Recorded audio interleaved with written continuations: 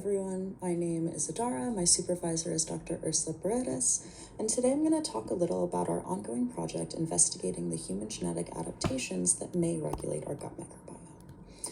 Basically, humans have a uniquely depleted or less diverse gut microbiome as compared to non-human primates or the inferred ancestral gut microbiome.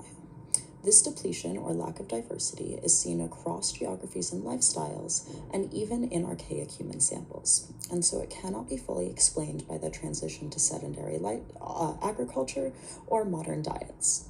We hypothesized that perhaps humans may have evolved more stringent regulation of the gut microbiome to meet some uniquely human need. We identified genomic loci that are associated with variation in the abundances of gut microbiota from genome-wide association studies, and search for them in genomic regions of human-specific evolution. The resulting genomic intersections, associations with bacterial taxa whose abundances have changed significantly from the inferred ancestral gut microbiome, were highly significantly overrepresented. This could mean that the changes in abundance of these taxa is a result of human adaptation. In order to determine the functional consequences of these human-specific genetic changes associated with variation in the gut microbiome, we performed functional enrichment analysis using the online tool GProfiler. Results of this analysis suggest that these loci are enriched for functions related to post-transcriptional gene silencing via the RISC complex, CD4 T-cell activation, CD4 positive T-cell activation, and immunological memory processes.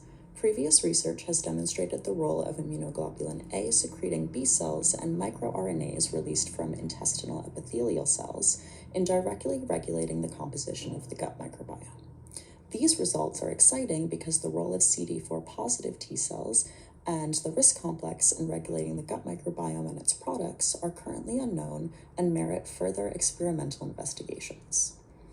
Recent publications have claimed that coevolution with the gut microbiome may have facilitated hominin encephalization. When we performed functional enrichment analysis with a less stringent multiple testing correction, we found enrichment for functions related to neuronal proliferation, differentiation, and migration, as well as neurotransmitter transport. Gene set enrichment analyses are prone to false positives due to the multitude of tests they require. And so it's unclear to me whether these results with the less stringent multiple testing correction truly represent a real enrichment for neuronal functions. This project is still very much a work in progress, and I would love to hear your thoughts, questions, or constructive feedback during the Q&A sessions. Thanks so much for listening.